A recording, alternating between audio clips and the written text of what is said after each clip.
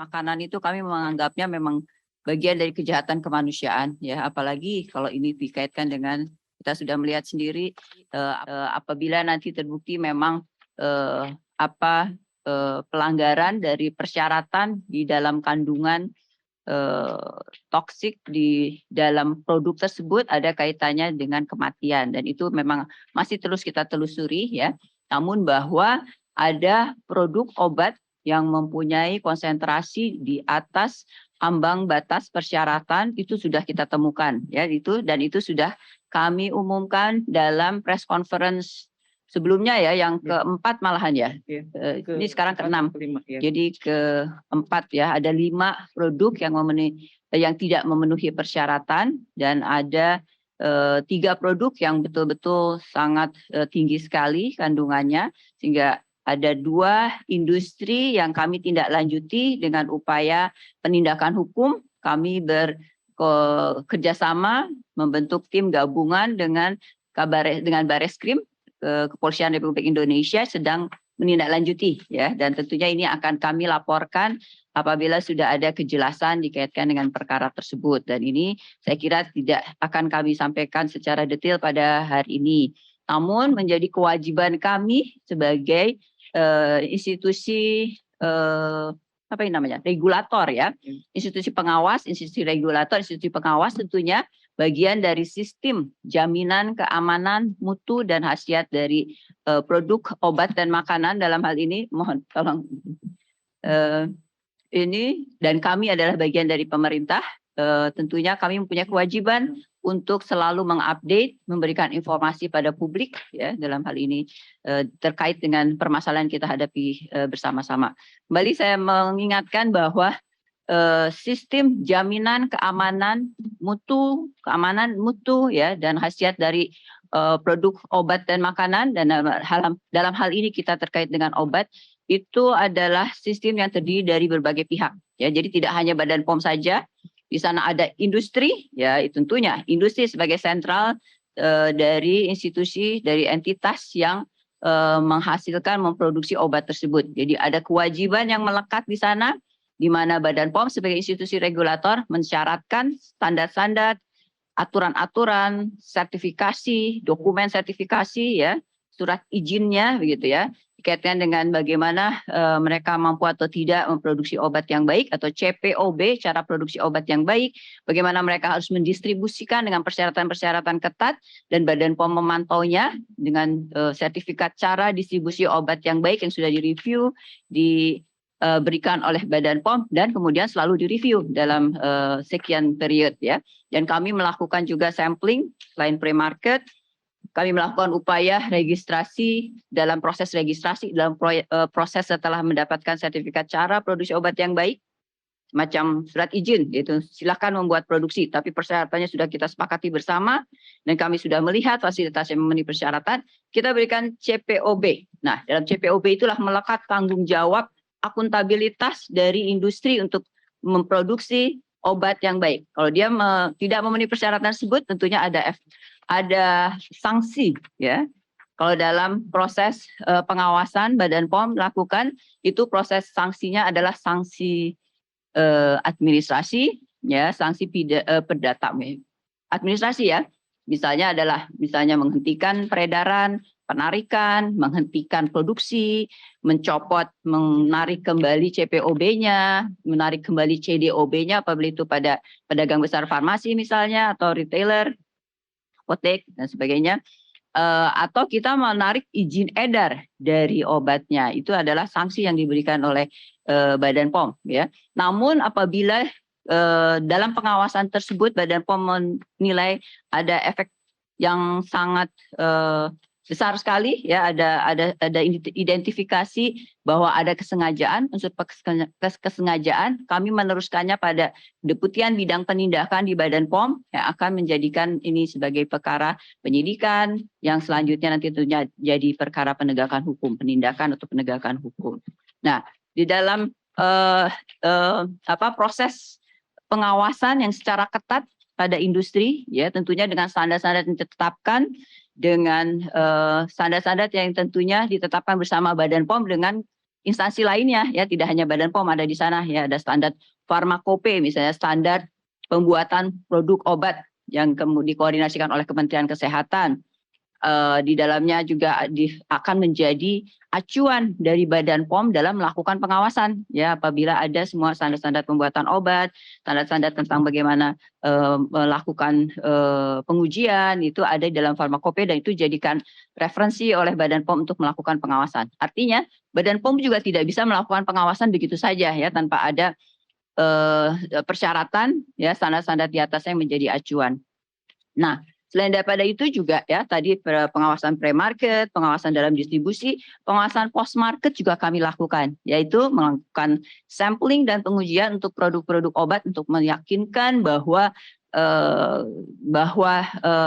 kandungan obat jadi yang didistribusikan dan dikonsumsi oleh masyarakat itu juga sesuai dengan pada saat kita memberikan izin edarnya ya. Nah, pengawasan post-market itu dilakukan dengan melalui sampling, pengujian berbasiskan risiko. Tentunya tidak bisa kita semua obat dilakukan dalam waktu yang sama. Ada sampling berbasiskan risiko dengan rekam jejak industrinya dan sebagainya. Tentunya Badan POM bisa melakukan hal tersebut. Nah, selain daripada itu juga ada aspek lain nih dalam hal menjaga keamanan obat. Ya, ada satu sistem yang disebut dengan pharmacovigilance. Ya, sistem pharmacovigilance yang akan mengatur bagaimana apabila ada kejadian yang tidak diinginkan, seperti sekarang ini ya, ada kejadian tidak diinginkan yang diindikasikan adalah merupakan suatu efek samping obat ya. Efek samping obat ini ada satu sistem yang sudah di set up oleh Badan POM bersama dengan lintas sektor, yang bisa digunakan oleh fasilitas pelayanan kesehatan, tenaga kesehatan untuk melaporkan ke dalam sistem tersebut, sehingga Badan POM bisa mendapatkan nama pasien, simptom-simptom, indikasi penyakitnya apa, kemudian obat apa yang dikonsumsi, obat apa yang dimakan di situ. Dan itu dilaporkan langsung harus ya, sesuai dengan sistem ini ya, ke Badan POM, sehingga Badan POM bisa langsung merespon dengan cepat apabila itu kami terima gitu ya. Jadi ada sistem yang namanya pharmacovigilance, dan dari situlah nanti kemudian kita bisa menelusur kembali sebab akibat, apakah memang suatu kejadian kematian itu disebabkan oleh obat ini ya. Dengan penuh rasa prihatin tentunya kami merespon dengan cepat dan menelusur saat ini dengan adanya kejadian kematian dari anak-anak kita akibat dari gagal ginjal ya, yang akut ini ya, AKI atau kita sebut dengan AKI ya, acute kidney injury. Nah, tentunya kita sekarang menyadari bahwa sebab dari suatu penyakit itu tentunya berbagai macam, dan saya kira Kementerian Kesehatan sudah mencoba untuk menelusur satu demi satu mana penyebabnya, dan saya kira juga bisa jadi setiap kejadian itu disebabkan dengan sumber penyebab yang berbeda. Nah, tugas kami adalah untuk meneliti apakah itu disebabkan oleh obat ya, apakah suatu kematian disebabkan oleh obat, sehingga di dalam sistem pharmacovigilance itu pun juga kita akan menindaklanjuti dengan satu kajian causal relationship ya, kajian sebab akibat, apakah obat yang sudah kami deteksi, sudah kami uji memang melebihi ambang batas ya, yang sangat tinggi, itu adalah penyebab dari suatu kematian yang terjadi ya pada korban ya saat itu, sehingga menjadi penting juga memang catatan-catatan dari pasien tersebut, dan itu yang sedang kami lakukan lebih jauh lagi.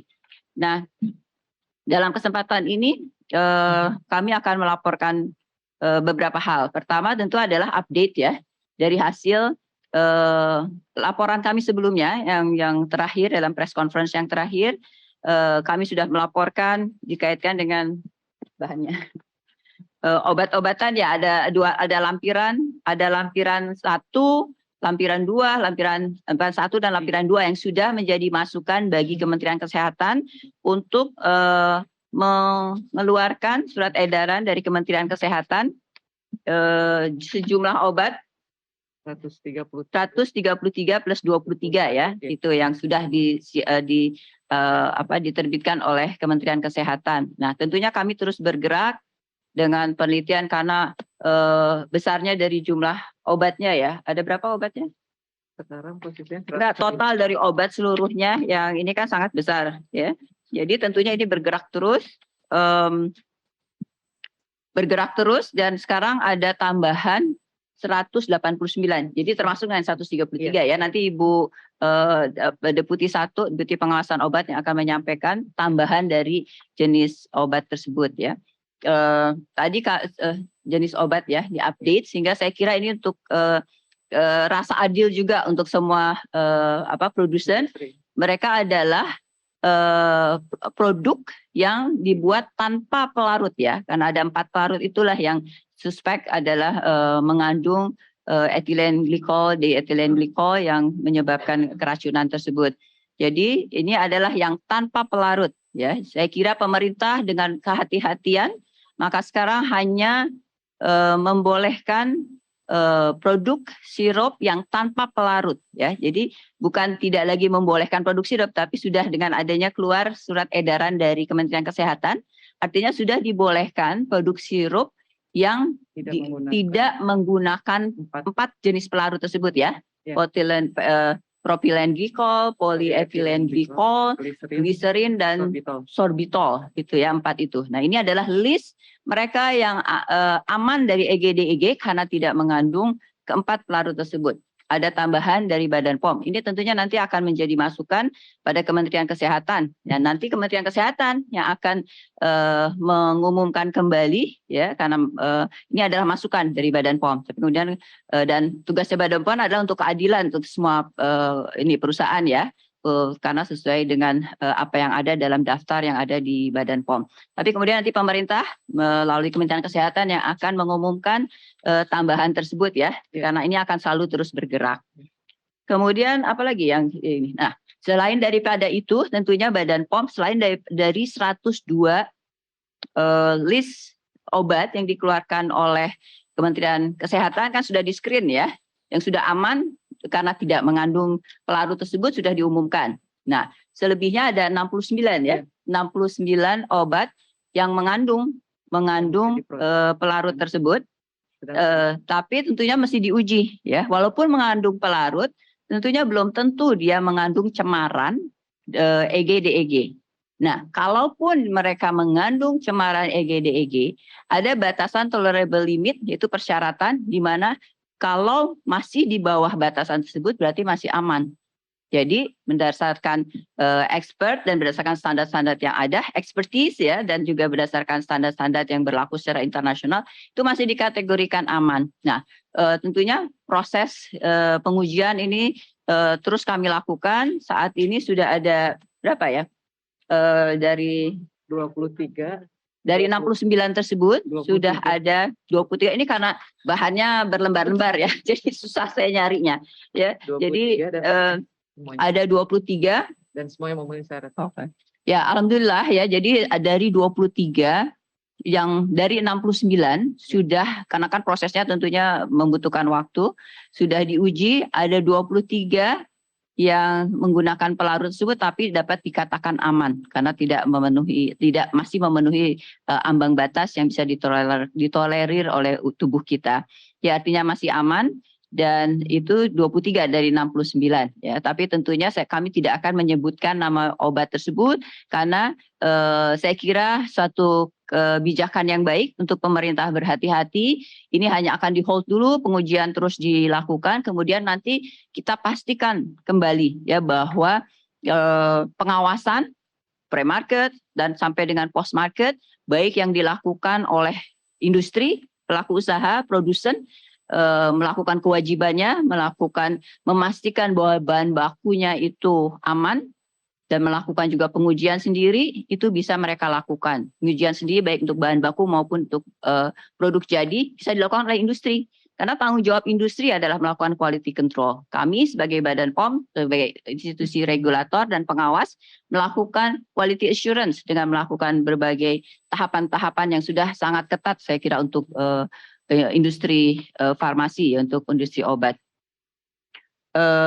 Kemudian selain daripada itu tadi kami sudah sampaikan bahwa untuk 2 industri farmasi sedang berproses untuk upaya penegakan hukum. Kemudian juga tentunya Badan POM sebagai satu institusi pengawasan obat dalam hal ini yang merupakan bagian dari sistem tadi ya, jaminan keamanan dan mutu obat yang dikaitkan tadi ya, efek-efek terjadi pencegahan terjadinya dampak efek-efek kejadian tidak diinginkan ini, kita mencermati kembali apa penyebabnya, dan saya biar jelaskannya mungkin pakai ininya ya. Oke. Dan untuk memastikan kejadian ini tidak terulang kembali tentunya ya, sehingga memperkuat jaminan sistem keamanan dan mutu dari obat tersebut. Kami sebagaimana sudah saya sampaikan tadi kan, kami mendeteksi beberapa hal. Satu ya, bahwa kemungkinan besarnya nanti ini masih dalam penelusuran, dan nanti tentunya apabila penelusuran ini sampai dengan ke penyidikan itu sudah selesai, tentunya kami akan mempunyai gambaran yang lebih lengkap dengan pembuktiannya gitu ya, bahwa ada indikasi bahwa konsentrasi yang tinggi di dalam produk jadi, konsentrasi yang tinggi dari pencemar dalam produk jadi ini bisa dimungkinkan sangat kuat adalah dari bahan baku. Ya, artinya sumber bahan bakunya ya. Karena seharusnya ketentuan yang ada tidak dibolehkan adanya EG dan DEG sebagai bahan baku atau bahan tambahan dari proses produksi suatu obat ya. Tapi kalaupun ada di dalam pelarutnya ya, jadi EG dan DEG itu tidak boleh digunakan sebagai pelarut. Tapi yang dibolehkan adalah pelarut potilen glikol dan propilen glikol, PG dan PEG itu dibolehkan, dan sorbitol dan gliserin ya. Tapi mereka bisa mengandung pencemar dengan batasan tadi 0,1%. Nah, itu dibolehkan di bahan baku ya. Tapi ada indikasi bahwa ada ada apa istilahnya ya, kejahatan ya, ada penggunaan yang salah, ada bahasa hukumnya lah ya, penggunaan yang tidak sesuai dengan syarat yang ada dari bahan baku tersebut. Bisa jadi dari sumber bahan bakunya, bagaimana industri tersebut mendapatkan supplier bahan bakunya ya. Bisa jadi ya, salah satu kemungkinan adalah tidak menggunakan PEG EG, malahan menggunakan EG dan DEG-nya. Jadi pencemarnya tersebut malah yang digunakan sebagai pelarutnya, mengingat bahwa begitu tingginya hasil analisa yang kami dapatkan pada produk-produk yang TMS ya, tidak memenuhi syarat tersebut. Nah, ini yang akan kita telusur. Sedang dalam proses untuk penelusuran siapa dan kemudian kemana lagi ya bahan pelarut tersebut diedarkan atau dibeli oleh industri yang mana lagi, itu yang sedang dilakukan penelusuran. Saya kira itu sangat penting sekali, sehingga digunakan di mana lagi itu ya bahan pelarut yang berbahaya tersebut yang seharusnya tidak digunakan. Itu satu hal. Nah, kami mengidentifikasi juga bahwa Badan POM tidak mengendalikan pemasukan, dan saya kira ini sudah saya laporkan ke Bapak Presiden dan sudah di follow up kembali bersama lintas sektor terkait untuk ke depan. Pemasukan dari bahan pelarut ini harus ada dalam SKI-nya Badan POM, sehingga dari awal Badan POM bisa mengawal, bisa mencermati ya, dan mengawasi di awal ya. Kalau sekarang tidak dalam kendali Badan POM karena masuknya secara umum masuk sebagaimana bahan kimia lainnya, padahal bahan baku, bahan tambahan proses produksi itu harus menggunakan rank pharmaceutical grade ya, beda dengan misalnya bahan kimia digunakan untuk mungkin solvent yang sama atau EG/DEG itu digunakan untuk misalnya industri bukan industri yang dikonsumsi oleh manusia ya, industri cat misalnya ya, tapi sekarang bisa masuk ke industri farmasi ya, padahal kalau harusnya dengan pharmaceutical grade ya, grade yang farmasi, jadi pemurnian yang sangat tinggi sehingga cemaran-cemaran ini bisa hilang dari pelarut PG dan PEG ya. Tapi kalau dia tidak pharmaceutical grade, kita tidak pernah tahu ya berapa konsentrasi dari pencemar-pencemar yang ada, dan biasanya ini akan terkait dengan harga ya. Semakin dimurnikan, semakin pharmaceutical grade, tentunya beda dengan kimia grade ya, dengan grade yang bukan pharmaceutical. Nah, masalah perbedaan harga yang sangat tinggi inilah yang bisa membuat tentunya penggunaan yang ilegal bisa terjadi. Nah, ini akan terus kita selusuri. Dan tadi ya, perbaikan di dalam pemasukan bahan baku ke depan ya, di mana Badan POM bisa mengawal dari awal, dari mulai pemasukan bahan baku di awal. Kedua adalah kewajiban dari industri untuk menegakkan quality control sesuai dengan persyaratan yang ada di dalam CPOB, sertifikat cara produksi obat yang baik, yang sudah diserahkan oleh Badan POM setelah tentunya penelitian yang sangat in-depth sekali, yang sangat ketat sekali. Pada saat menyerahkan cara produksi obat yang baik, di situ ada persyaratan-persyaratan. Ya, misalnya pada saat salah satu nih kaitkan dengan bahan baku, ya, industri yang menerima bahan baku dari supplier, mereka harus yakin tentang kualitas dari suppliernya. Bahkan mereka harus mendatangi, inspeksi sendiri, ya, di mana mereka mendapatkan bahan baku untuk meyakinkan tadi aspek kesahihan dari pharmaceutical grade-nya, sehingga pencemar-pencemaran sudah dipastikan tidak ada di obat, ya, dan hal ini berlaku. Sehingga memang pengawasan obat itu sangat-sangat ketat. Tadi ya, di pre-market, di bahan baku, mulai di bahan-bahan yang masuk, kemudian ada CPOB, dan juga nanti registrasi obatnya setelah jadi pun obat di registrasi obat itu kita melakukan review terhadap berbagai hal. Nah, yang kedua adalah tadi, ya, belum ada standar secara internasional dikaitkan dengan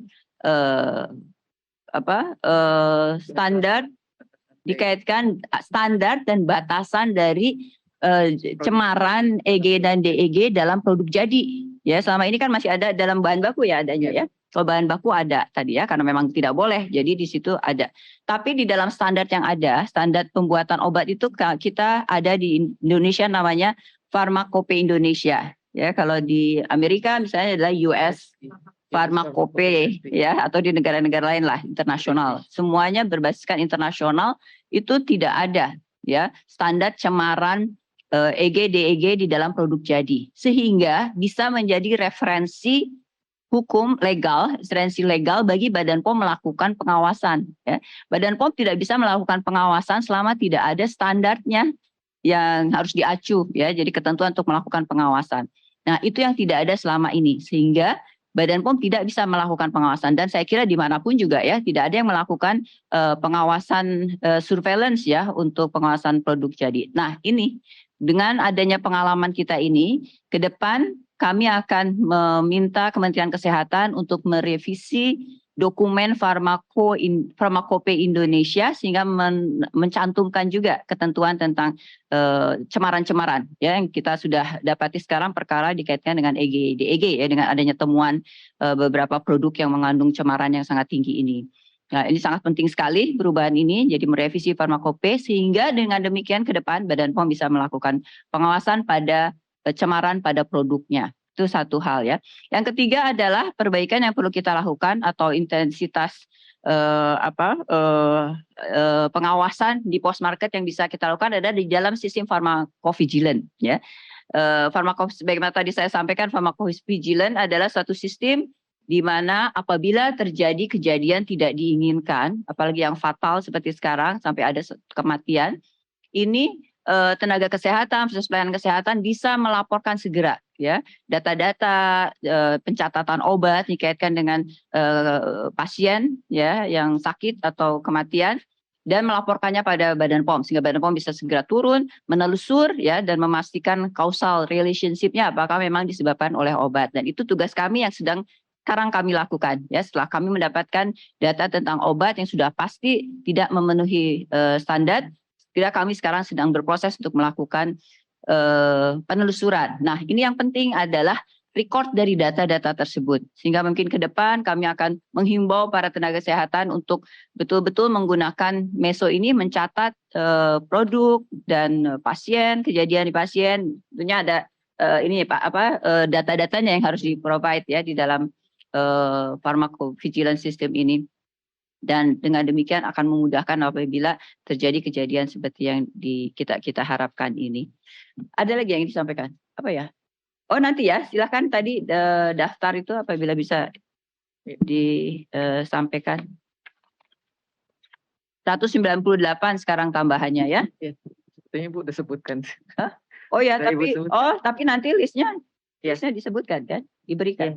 Listnya saya kira diberikan, ya, sekarang, ya. Tapi ini jangan disampaikan bahwa kami berbeda dengan Kementerian Kesehatan, ya.